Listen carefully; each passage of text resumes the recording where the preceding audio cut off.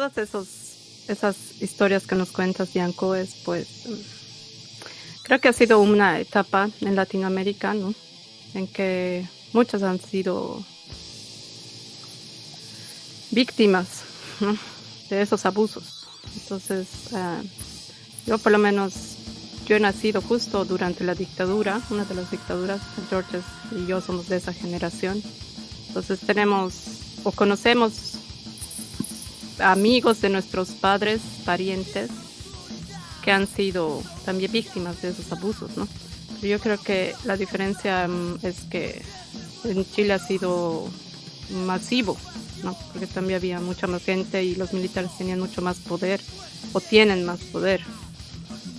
Y en Bolivia ha sido como, de igual manera, o sea, ha sido uno tras otro de los golpes. Y creo que muchos países en estas 5 décadas, sea antes o después o ahora, siguen habiendo esos tipos de abusos. Y por eso también el metal es algo que, no solo el thrash metal, ¿no? En general, como dices, el metal es un lenguaje que se ha creado a raíz de no solo de esa frustración, de esa, voy a rescatar sus palabras así, esa rebelión de los jóvenes, esa buscar algo que nos una, ¿no? Gabriel decía, el thrash es para mí unión.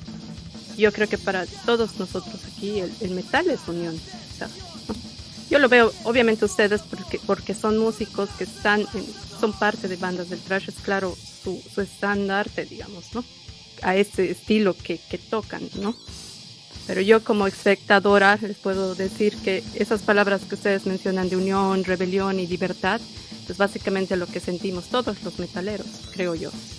Y me parece también chistoso lo que mencionas, ¿no? De que al final en esa época era el rock latino, el pop latino y las bandas, digamos, entre comillas, más suaves podían servir como una pantalla, digamos, ¿no? Como que ellos, como que vamos a ir a bailar o algo así, ¿no? Entonces, cuando el Alvin decía, ¿no? En los 80, por ejemplo, en Bolivia, y eso hemos hablado con algunos de nuestros invitados que estaban más activos en esa época, ¿no? Que eran ya adolescentes o ya un poco mayores, era de que el heavy metal tenía una posición así bien fuerte frente a las bandas que tocaban música disco o rock o pop latino, digamos, ¿no?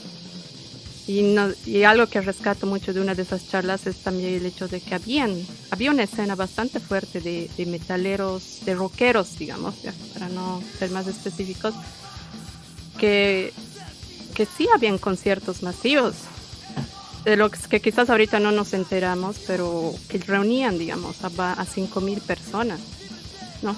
Lo que ahorita, digamos, es un poco difícil en estas condiciones de post-pandemia, bueno, pandemia, post-pandemia, como lo quieran ver, pero creo que han habido esas etapas, ¿no? De grupos de adolescentes que al final encontraban una forma de unirse, ¿no? En Bolivia había siempre esa escena en La Paz, que es más tradicional, digamos, pero había la escena en Santa Cruz también, o en Cochabamba. Entonces ya, como mencionaban también, es que a finales de los 80, principios de los 90, empieza esa escena underground, que es lo que llamamos. Y obviamente la mayoría de las bandas estaban haciendo death metal, ¿no? Algunas estaban haciendo thrash, pero era ya con la base, ¿no? de las bandas que unos años antes habían empezado a tocar heavy metal. Y era también obviamente porque los recursos, o sea, tocar música no es muy fácil, entonces hasta que puedas conseguir instrumentos, no había pocos estudios, entonces las condiciones eran muy diferentes, ¿no? Entonces ahora obviamente todas estas nuevas escuelas y todo ese boom de las bandas, yo creo que como dice Gabriel, ha sido gracias a que los medios, las facilidades del internet y todo eso les ha dado la posibilidad de compartir su música con más personas, fuera, no solo en su barrio, en su ciudad, en su país, sino fuera de. Entonces podemos seguir. No sé si quieres, Gabo, empezar por ello. Solo quería mencionar que sí me acuerdo de ti cuando ibas a Lillimani y eras pequeñito. Y eso sí me acuerdo, en las ferias, y siempre recuerdo eso porque para mí creo que Lillimani ha sido clave en eso de darles una oportunidad a los adolescentes de ir a eventos a ver metal, ¿no? O sea, me hubiera gustado en mi adolescencia ir a algo así, digamos, pero eh, haber sido parte de eso también es ver, digamos, cómo de esos chicos, ¿no? Y, y Gabo, que estabas en el público, después te has vuelto una parte de las bandas que ya estaban ahí arriba en el escenario, en, en, en un, en un par de años, ¿no? No es que has tenido que esperar 10 años para estar ahí arriba, ¿no? Pero creo que eso es algo importante y pues siempre recuerdo eso con cariño y verte a ti con los otros chicos de los Metalurgia y todos, bueno, todos estaban en el colegio todavía, ¿no? En esa época. Bueno, sí, yo creo que después de todo este tiempo que tal vez he estado tocando, yo me siento aún más un fan del metal que una banda, como tal vez tú me estás viendo. Yo nunca me he dejado de sentir así, ¿no? Como un fan, como cualquier otro fan del metal. Colecciono mis discos, sigo a las bandas que me gustan, estoy bien metido en esto. Es una forma de vida, así que yo creo que tal vez muy diferente a otras bandas de tal vez otros géneros. Acá en el metal no hay esa distinción entre las bandas y el público, es más esa comunidad que somos lo mismo, que cualquiera podría ser una banda si decide hacerlo, y no solo bandas, sino la gente que tiene distintas capacidades como tú, que haces este blog para dar difusión al metal, o amigos que hacen las portadas, los diseños, saber manejar toda esta publicidad, es parte del metal, ¿no? Entonces yo creo que todos contribuimos a que sea una comunidad, porque no serviría si solo hubieran bandas o solo fans. Yo creo que todos compartimos algo, ¿no? Entonces eso hace que igual sea un movimiento que perdura, porque está hecho por gente que es apasionada, que es fanática de esto, ¿no? Nadie lo hace así enteramente solo por el dinero, y todo el dinero es algo que tal vez llega como consecuencia, pero no es algo que uno busca al hacer metal. Entonces, desde ese hecho ya nos hace fans a todos, ¿no? Y todos podemos compartir este sentimiento, la rebeldía, todas estas bases que hacen que sea el metal, las tenemos todos, ¿no? Y por eso es tan grande como es también el movimiento, y a la vez es underground, ¿no? Yanko, ¿nos puedes dar tu comparación de cómo se ve allá? Yo diría que hay sentimientos encontrados. Tal vez Jorge puede entenderlo en el sentido de que lo que antes era una rebelión, ahora forma parte del mercado. Y ahora yo voy a un mall, veo a las grandes tiendas y veo poleras de Metallica, caras, a precios caros. O voy a ciertos lugares y están poleras del Che Guevara, poleras de Sid Vicious, poleras de escritores que eran antisistémicos, y al final el mercado todo lo suma hacia él y lo transforma en un artículo de venta. Es impresionante eso, me llama la atención un poco porque todo lo vende, y lo que antes era sinónimo de casi una religiosidad dogmática por un estilo, ahora simplemente lo puedes comprar en cómodas 12 cuotas, no te alcanza para adquirirlo, ya sea un disco, una entrada. Cuando vino Slayer, yo tuve problemas para entrar por un problema familiar de mi hija que se enfermó al último minuto, pero antes yo recuerdo que era una fila para entrar, pero ahora estaba todo el suelo lleno de tazones de Slayer, lápices de Slayer, chapitas, fotos. Entonces uno un poco se pregunta dónde llegamos, porque obviamente ahora no entiendo cómo en algún momento pasamos a ser parte de la sociedad y de este mismo mercado que decíamos un poco combatir. Y veo mucha gente en algún momento tú encuentras gente en los malls, de niñas o chicos que no curten el metal, pero tienen sus jeans rasgados, sus poleras hechas tiras, se ven bonitas, se ven bien, o sea, hay que reconocerlo, pero que en ningún momento forma parte del corazón y el alma que nosotros teníamos al usar esas poleras y que nos representaban. Y eso me llama la atención, que ahora ya somos parte del establishment, ya no somos rebeldes ya. Claro, antes era una actitud más antisistema, anti-establishment, ¿no? Empezando por la escena de los punks, digamos, ¿no? Entonces, yo creo que eso puede ser tema para un podcast, porque no sé si puedes comparar, Yanko, digamos, este concierto que específicamente hablas de Slayer, que no creo que haya sido hace mucho, con otro concierto de Slayer que hayas visto antes, ¿no? Porque Slayer ha tocado varias bandas varias veces en Chile, si no me equivoco.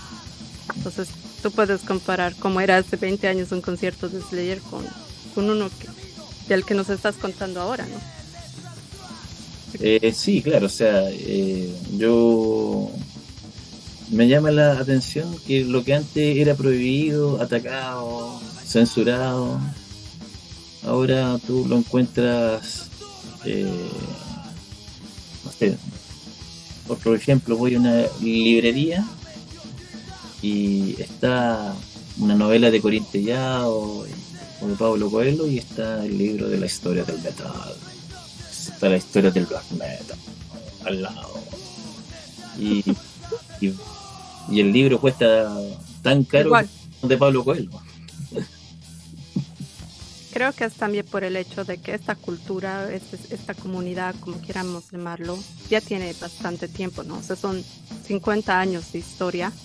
Entonces, en esta época que todo es un tema para hacer una investigación, es también, pues ahora, no sé si se han dado cuenta ustedes cómo hay un boom de las conferencias, de seminario del heavy metal, y eso he visto varios en Argentina, en México, en Chile, o sea, y eso es algo que también se hace aquí en Europa, ¿no? O sea, no es algo nuevo, simplemente que es muchos estudiosos, si quieren llamarlo, han visto un espacio como qué es esta cultura, esta tribu urbana que a veces también nos llaman.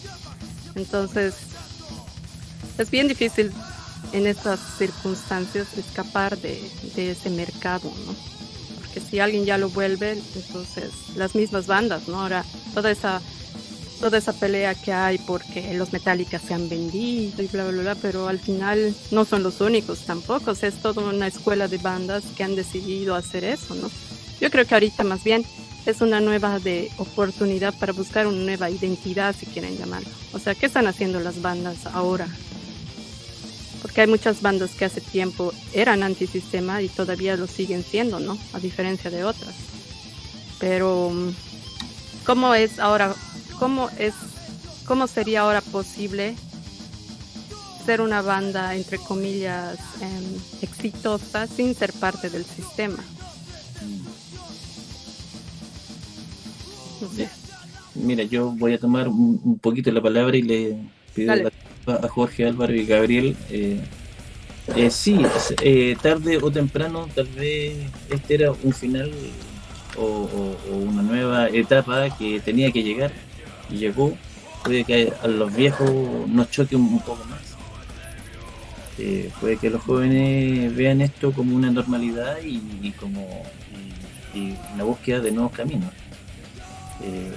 Espero que no perdamos esa ganas de cambiar y mejorar las cosas, pero sí esa gran información de una u otra forma a veces contribuye a la entropía, a no tener claras ciertas cosas, ¿ya? Y en algún momento se cae en lo que podríamos llamar un tribunal inquisitorio del mismo metal, una policía del metal o una denuncia fuerte de algo porque sí. quiero recalcar una experiencia que tuve. Tocamos hace 3 semanas, un mes, en una ciudad llamada Coquimbo al norte, en la tercera región de Chile, y tuvieron que bajar 2 bandas antes que nosotros por el COVID, y la reemplazaron rápidamente por otra, y el concierto se demoró en comenzar. Había una banda que salían todos pintados a la usanza del black metal nórdico, y era una banda como tributo a Morbid Angel.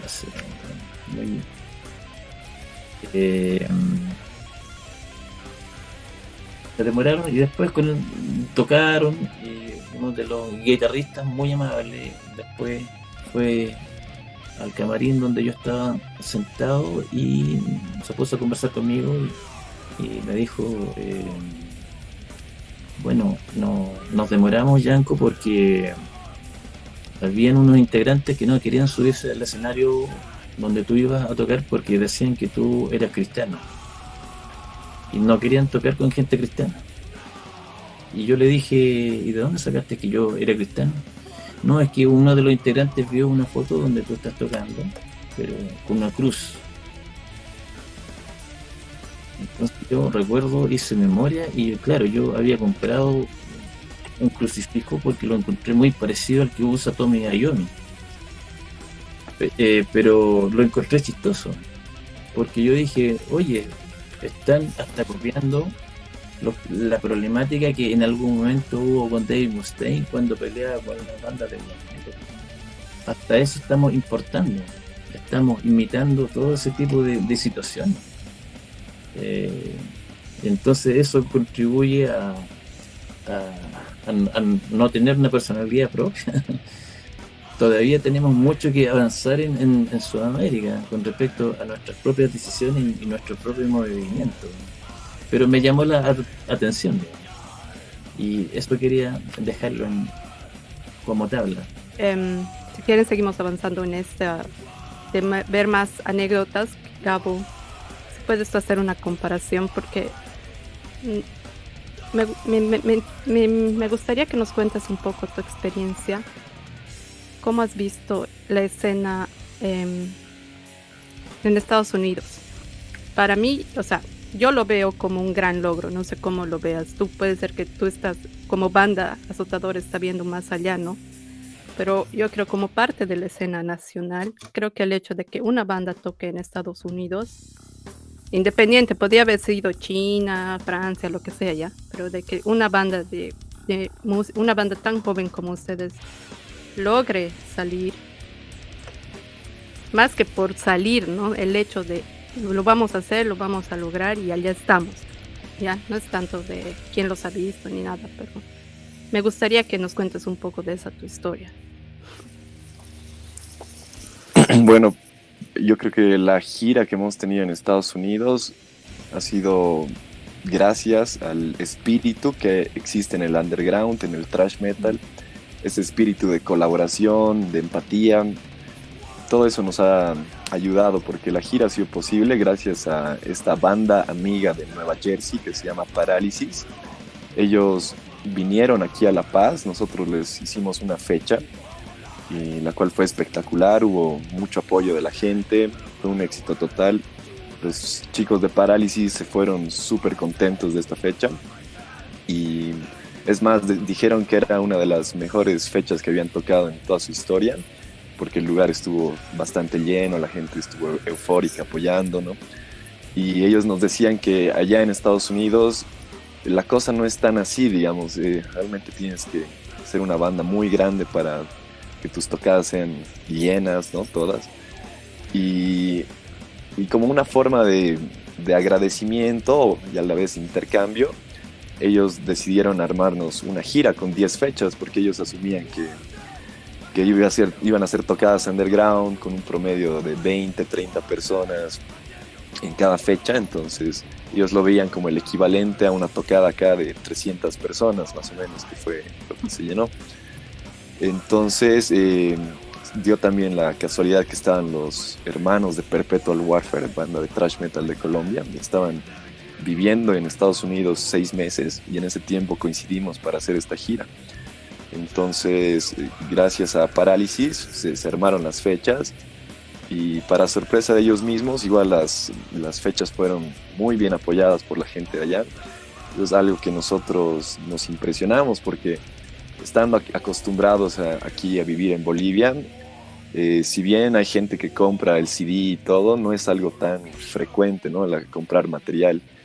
Al menos yo he podido ver que el apoyo al material, sí, el apoyo al material se da más en el interior de Bolivia que en La Paz. Es como si La Paz, al ser tal vez la ciudad grande donde está la escena del metal, de alguna forma no se valora la producción porque hay muchos discos y no sé, son gente específica la que compra esto, mientras que en el interior de Bolivia he visto que sí se apoya más el material físico, pero donde más se apoya es afuera, justamente. Al ir a Chile, ahí sí que nos han apoyado, y obviamente también por lo que supongo que éramos una banda viniendo de afuera, hubo más interés, hicimos muchos trades con todas las bandas con las que nos cruzábamos. Eso es algo que a mí en lo personal me encantó, que todos tenían ese espíritu de querer hacer un trade. Tal vez es algo que yo quisiera que se dé más en Bolivia. En Bolivia todavía no es tan activo en ese sentido de cambiar CDs entre bandas. Pero en Estados Unidos fue mucho más el apoyo, y obviamente tiene mucho que ver con su nivel de vida, los ingresos. Para ellos $10 no es nada a comparación de Latinoamérica, que $10 puede ser algo significativo, ¿no? Entonces, nosotros llevamos todos nuestros CDs y a la tercera fecha estaban agotados, ¿no? Porque el apoyo de la gente era impresionante, y después de cada tocada, el interés por las bandas, por el material y todo, eso fue lo que más puedo rescatar. Tuvimos que mandar a hacer poleras allá porque no teníamos material, ¿no? Entonces, las últimas fechas ya por lo menos teníamos eso. No fuimos preparados en ese sentido de que la gente de verdad está lista para apoyarte allá, ¿no? Y relacionado con lo que dice Yanko, ¿no? De cómo se ha comercializado todo el metal, las poleras están caras y todo.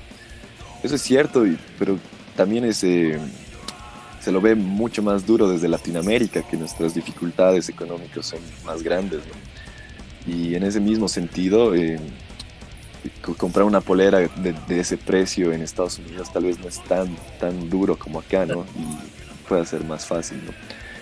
Y quiero aprovechar igual de nombrar, ¿no? Justamente a Metallica, que estábamos hablando de cómo se vendieron y ahora son pues los más millonarios de todo el metal y uno de los más grandes de la música. Yo quiero hablar específicamente de ellos porque están haciendo algo que veo que ningún otro artista de esa magnitud está haciendo. Ellos tienen un fundraiser, ¿cómo se llama esto? Una organización para hacer caridad, ¿no? Exactamente, sí. Entonces, ellos hacen mucha caridad en este sentido. Yo creo que es algo que ellos, desde la visión del thrash metal, desde sus raíces, porque yo veo las entrevistas con ellos y veo que hay mucha esencia por querer seguir manteniendo un espíritu, ¿no? Así de ayudar, de ser solidarios, y ellos están en una posición en la que ya pueden hacerlo. Y lo que preguntabas de cómo se puede ser exitoso y a la vez estar en contra del sistema, yo creo que es lo que Metallica está haciendo, que ellos ya son dueños de sus propias grabaciones, de los contratos, tienen su propio sello discográfico, tienen esta organización de donaciones, de apoyos, ¿no? Para distintas organizaciones de caridad. Entonces todo el tiempo están donando dinero a diferentes causas. Yo creo que es la forma más fuerte de combatir el sistema, porque lamentablemente dependemos del dinero, ¿no? El mundo funciona con eso y no podemos hacer mucho para cambiarlo. Entonces, Metallica veo que es probablemente la única banda, porque bueno, tampoco conozco más a detalle otros artistas que no sean del metal, pero la única banda que sea, siendo así de gigante, está constantemente donando y buscando hacer algo para cambiar la sociedad, para cambiar algo, ¿no? Para mejorar la calidad de vida de algún sector o de gente que lo necesita. Y eso me parece un logro increíble, ¿no? Que Metallica lo está haciendo. Veo otros artistas que más se preocupan por por presumir o ostentar sus bienes, sus riquezas, ¿no? Ves artistas de otros géneros más comerciales que solo ves que tiene una vida bonita, ¿no? Y de alguna forma te sientes desconectado o que es algo inalcanzable, ¿no? Pero con Metallica sientes un espíritu de que todavía son gente del metal, ¿no? Obviamente están en otra posición y todo, pero están ahí haciendo lo suyo, ¿no? Cumpliendo su rol en esa lógica. Y en ese sentido, ¿no? La escena de Estados Unidos yo veo que tiene ese potencial, ¿no? Solo que esto es una lucha, ¿no? Todo esto del metal es una lucha. Las bandas igual necesitan dinero para seguir produciendo, para siquiera cambiar cuerdas de las guitarras, para seguir ensayando. Y bueno, ¿no? En la medida que se pueda mantener un balance entre todo esto, se puede aún así seguir esparciendo el mensaje, ¿no? La intención del metal y el motivo por el cual existe esta música, ¿no? Eso quería decir principalmente. Gracias, Gabo. Quería hacer ahí el cruce porque yo sé también que Yanka tuvo la oportunidad de hacer una gira en Estados Unidos. Entonces quizás podríamos comparar ahí con su experiencia y bueno, rescatar también lo que veas, lo que puedas recordar de eso, Yanko. Bueno, yo toqué en la parte oriental de Estados Unidos. No sé, Gabriel, ¿dónde estás tú? Puede ser California, ¿no? No. Ángeles. Justamente nosotros fuimos al otro extremo de la costa este, donde están Nueva York, Washington, North Carolina, todo ese sector. Yo estuve en Massachusetts, Boston, Salem, esa parte. El metal no es tan fuerte. Las bandas de allá son esencialmente underground. No todos pudieron viajar, así que yo toqué con músicos de allá. Y bien, o sea, obviamente los norteamericanos dicen que la escena europea es mucho mejor, más masiva, más evolucionada, pero yo encontré interesante todo su forma de hacer, que a pesar de estar en el país que debería ser un símbolo del metal completo, tienen también muchas restricciones y mucha problemática. Y tienen los mismos problemas como clase obrera que tenemos acá en Sudamérica. Esto me llamó mucho la atención. Y lo otro que quería resaltar es que yo pregunté, por ejemplo, en una ciudad allá, Boston, yo decía, cuando viene EXO a tocar acá, ¿cuánto público lleva? Y los norteamericanos me decían, mira, aquí tocan para 100 personas. Ya le dije yo, cuando viene una banda más o menos que para nosotros la consideramos grande en Sudamérica, EXO cuando viene a Chile mete 2.500 a 3.000 personas solos. Entonces yo les decía, Anthrax, por ejemplo, ¿cuánto lleva? No, ellos traen más, ellos han traído hasta 500 personas aquí en Boston. Oh, Dios mío, dije yo, y ellos lo ven como un logro. Y yo dije, ¿y Metallica cuánta gente trae? No, Metallica tocan estadios propios para 100.000 personas. Esa es la gran diferencia que hay. Metallica llegó a un nivel que sobrepasó a todas las bandas. Iron Maiden es la única que puede un poquito equilibrarse a Metallica. Allá tenían tienen radio online donde tocan Metallica las 24/7. Tienen estampillas, tienen es impresionante. Y ojalá ellos sigan abriendo más canales de acceso para que el metal siga proliferando. Pero como te digo, y hay países que llevan incluso menos gente.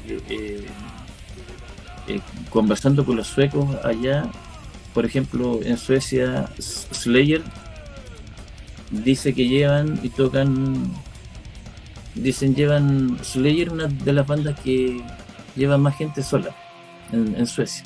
Y yo les pregunté, ¿y cuánta gente se refieren? 2.000 personas.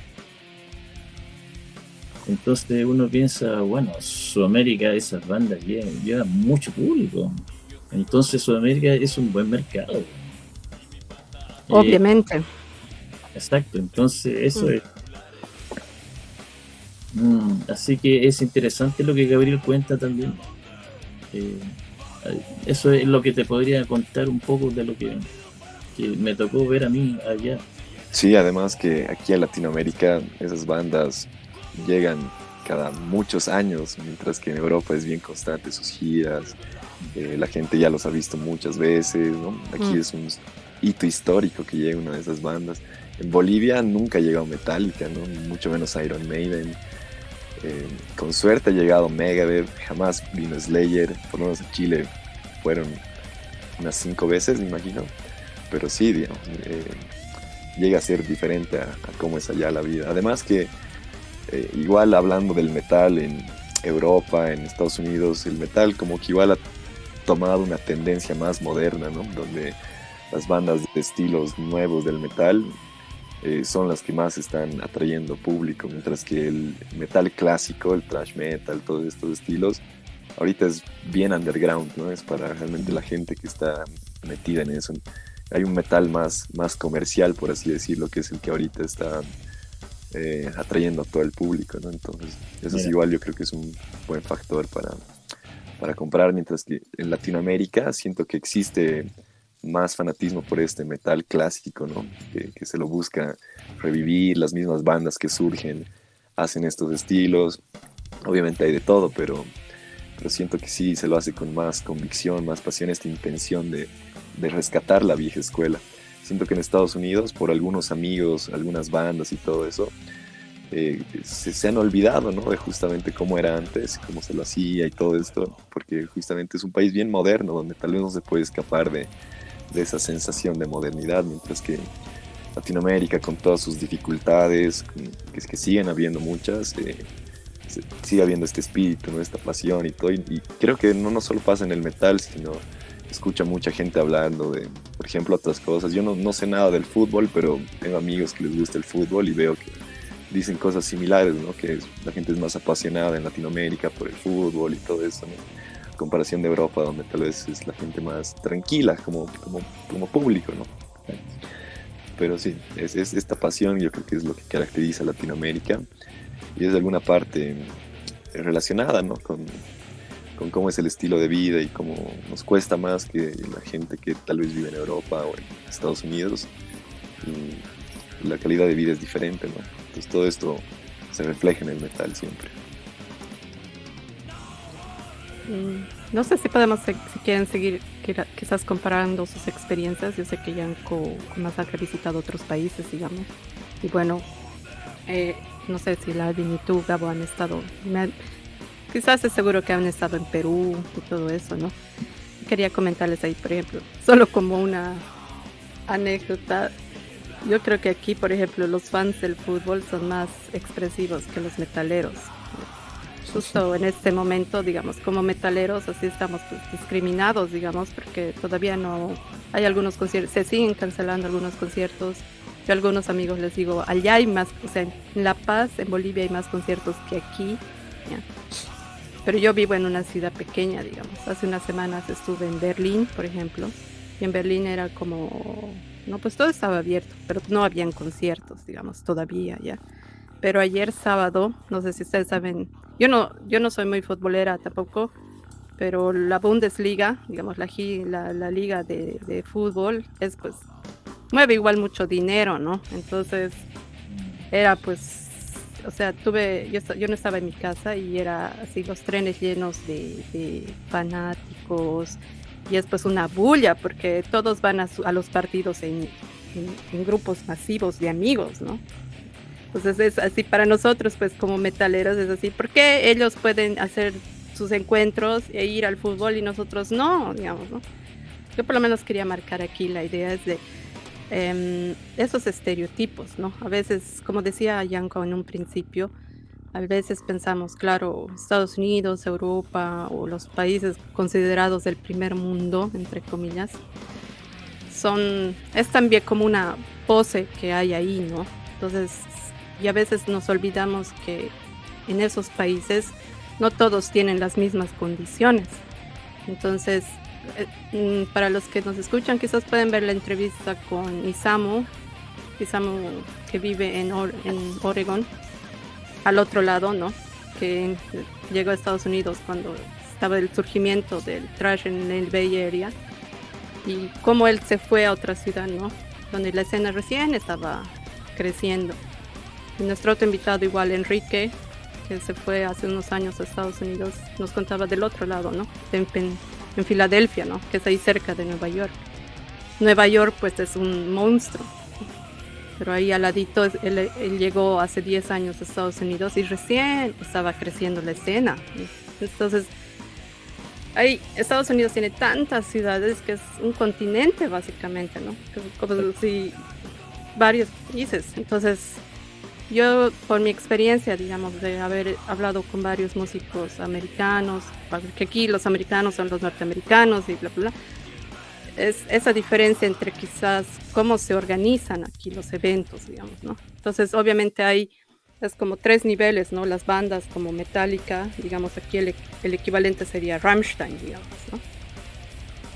Una banda como Rammstein puede llegar a ese nivel de un estadio solo para ellos, digamos, ¿no? Todo el merchandising, todo eso, ¿no? Y después hay las bandas, digamos, medianas, digamos, que como dices, Gabo, están pues casi todos los años giran. Entonces, no vas a esperar que hagan un concierto de 2,000 personas, digamos, ¿no? Difícil, ¿no?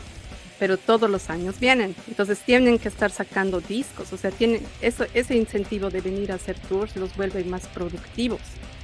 Porque si quieres venir a hacer tour tienes que traer nuevo álbum, ¿no? No puedes venir a tocar tus temas de hace 15 años, no, nadie va a ir. Bueno, van a ir, pero para las disqueras no puedes hacer el enganche, digamos, porque tienes que vender nuevos discos. No puedes venir a vender. Bueno, no sé si me entiendo en el sentido cómo funciona la industria. Y después hay las bandas de underground, que se llaman todavía, ¿no? Y eso significa las bandas que tienen los contactos entre ellas, ¿no? Y es lo que mencionabas, ¿no? O sea, como entre amigos, los parálisis, digamos, ¿no? Entonces aquí, de la otra ciudad, del pueblo de allá, como aquí los países, las fronteras no son son más abiertas, si queramos decir. Puedes ir pues en un bus, en un pequeño bus con tu banda y puedes hacer varias giras. Entonces obviamente eso es un atractivo para las bandas que vienen porque pueden conseguir muchas fechas, ¿no?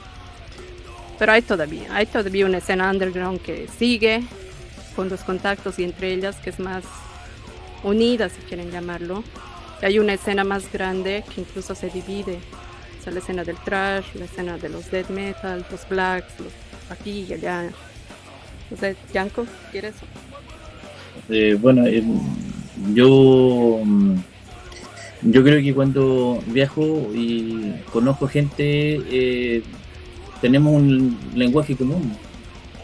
Es fácil contactarnos y rápidamente hablamos todos de las bandas que nos gustan y todo, y contactamos y con el tiempo después ya nos damos cuenta que somos gente que tenemos los mismos problemas, los mismos sueños, compartimos muchas cosas similares y eso es bonito.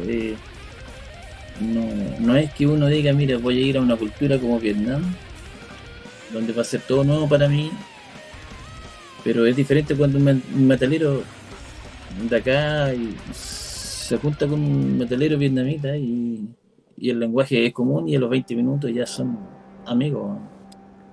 Hermanos. Exacto.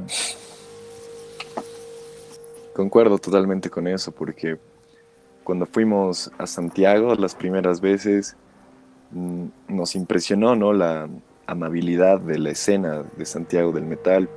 Cuando llegamos y sabían que éramos de Bolivia, todos nos ofrecían sus casas, un lugar para quedarnos, si nos faltaba algo, muy atentos, ¿no? Entonces nosotros impresionadísimos, pucha, diciendo que la gente de Santiago es muy amable, que no sé qué, y los metaleros, no, la gente de Santiago, que es lo peor, que esto, que lo otro, y nosotros, ¿por qué? Si nos han tratado bien. Ah, es que ustedes solo han conocido a los metaleros, nos dicen, ¿no? Entonces, sí es cierto, ¿no? La gente del metal siempre está ahí, dispuesta a darte todo, y igual lo mismo en Estados Unidos, gente muy humilde que nos han dado todo lo que podían darnos, hasta lo que no tenían, incluso en muchos casos. Hemos dormido en las casas de varias personas en la gira, porque muchos creerán que, oh, hay de Estados Unidos, hoteles, yo qué sé, pero no, no ha sido así, ha sido un amigo, un fan que nos da una casa esa noche para quedarnos y el día siguiente seguir la gira. Hemos dormido en el piso, en todo tipo de lugares, ¿no? Acomodándonos y te daban un espacio, ¿no? Cosa que de otra manera hubiera sido muy costoso y tal vez hasta inviable, ¿no? Pero yo creo que ese espíritu es lo que más prevalece, ya sea Chile, ya sea Estados Unidos, me imagino que igual en Europa, que algún día espero tener la oportunidad de ir. Yo sé que en el metal la gente es de esa forma, ¿no? Por cómo hablas con ellos, por cómo compartes. Igual un aspecto muy interesante a recalcar es que nuestra gira desde Estados Unidos, una gran parte del público en la mayoría de las fechas eran gente latina, ¿no? Muchos latinos viviendo allá en Estados Unidos. En Nueva York, sobre todo, es donde más porcentaje de latinos había, ¿no? Que yo afortunadamente sé hablar inglés y en esas fechas me sentía desubicado al hablar inglés y que todos me hablen en español, ¿no? Y la gente era como que me sentía más en casa, digamos, ¿no? Y eso se siente bien, ¿no? Con el metal, los mismos hermanos de Perpetual Warfare de Colombia. Ha sido amistad instantánea, ¿no? Ellos vinieron en el 2015 a La Paz, tocamos con ellos y nos volvimos a ver en esta gira y se sentía como hermanos, ¿no? Entonces, eso es muy valioso, ¿no? De la escena del metal, thrash metal. Mantiene eso todavía, ¿no? Ese espíritu por querer tener esa empatía, por querer darle lo mejor al otro. Igual las bandas que llegan acá siempre se los recibe con lo mejor, súper atentos, ¿no? Y eso yo creo que es la esencia, ¿no? Pese a toda la evolución que haya tenido el metal con este mundo actual, ¿no? Cómo se ha comercializado la moda y todo eso, por lo menos yo creo que ese espíritu podemos mantener, ¿no? El compañerismo, la hermandad y disfrutar juntos este tipo de música, ¿no? Que nos hace creer que tenemos una voz, una esperanza para cambiar algo. Y mientras más seamos, más fuerte se hace ese sentimiento, ¿no? Alvin, ¿quieres comentar algo ya para ir cerrando?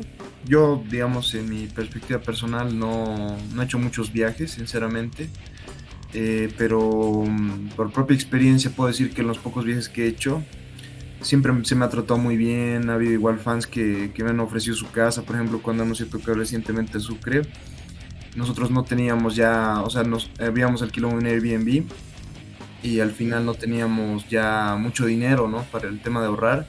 Y un fan así de Fronexis, un amigo que conocemos allá, nos ofreció darnos su casa y al final nos teníamos quedado una semana, así él nos ofrecía quédense más, así, súper buena onda.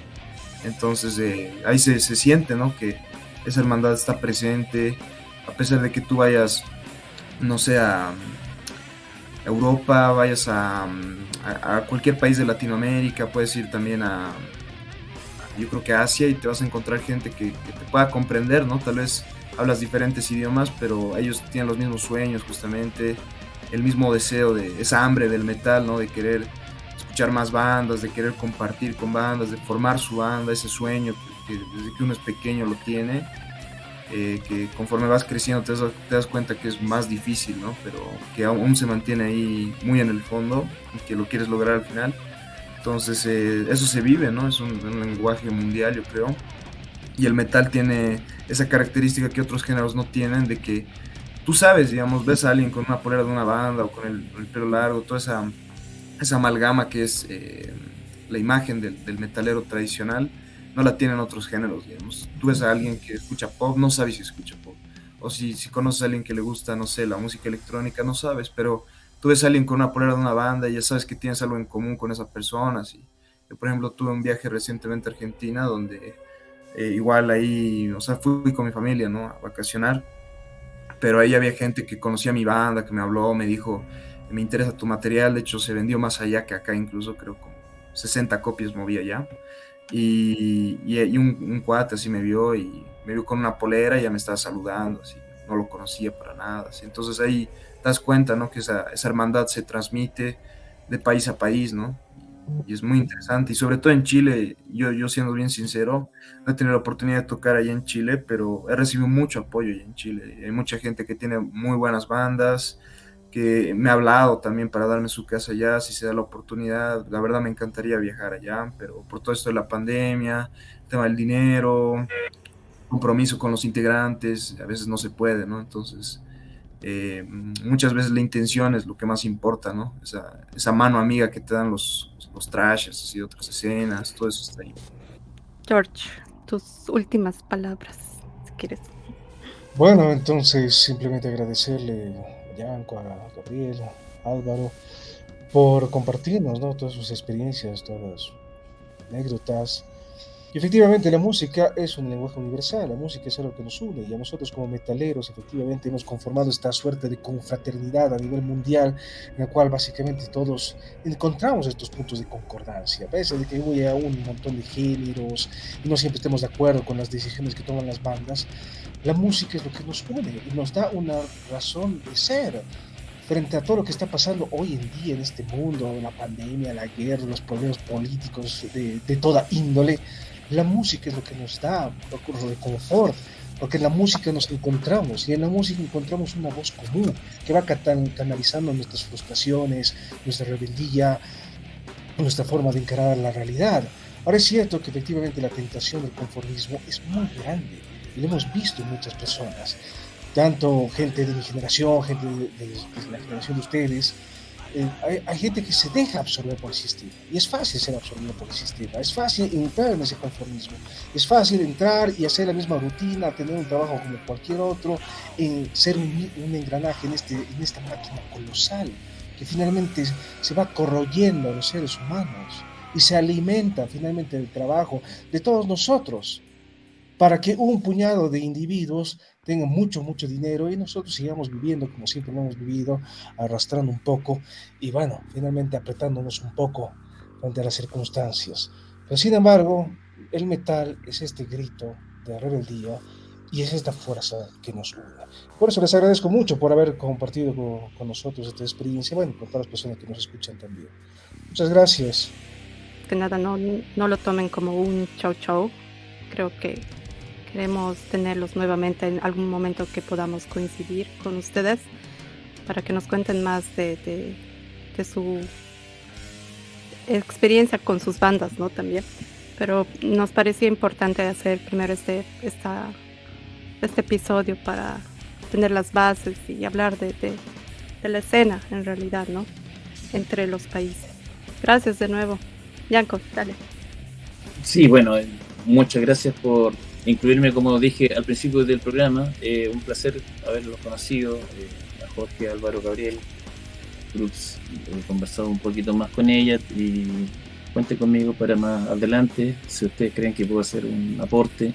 Y yo feliz de haber estado con ustedes y claro, podríamos estar conversando varias semanas de muchas cosas porque el metal tiene tanta ramificación de literatura, música, abarca muchos tópicos, pero bueno, todo tiene un fin y el tiempo también es escaso para todos, así que solamente puedo decir que muchas gracias y será hasta una próxima ocasión, que para mí es muy agradable estar con ustedes. Gracias a todos, chicos, y bueno, creo que ahí es también esa unión, ¿no? Yo creo que cuando vemos así los metaleros como decimos, de otros países, cuando alguien te ofrece tu casa para que te quedes, esto es porque quiere conocer tu experiencia y es esa mismo, ¿no? O sea, quiere hablar contigo y saber tu opinión. Entonces, yo sé que hay muchas experiencias malas también, pero creo que al final lo que rescatamos es lo bueno, ¿no? Entonces, Yo por eso siempre digo, o sea, al final como comunidad de metaleros y todo es eso, es el compartir nuestras experiencias, es el conocer a alguien que haya disfrutado un disco tanto como tú, y ya pues lo sientes tu hermano directamente, ¿no? Así, "Ay".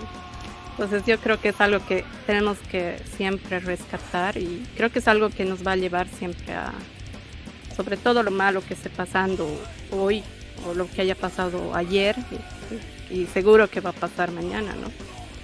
Entonces nos vemos una próxima, gracias de verdad y Yanko otra vez mil gracias, eres nuestro primer invitado extranjero, entre comillas, pero no sé, o sea, es como que eres uno más de nosotros, ¿no? O sea, al final las fronteras son mentales, creo, más que nada.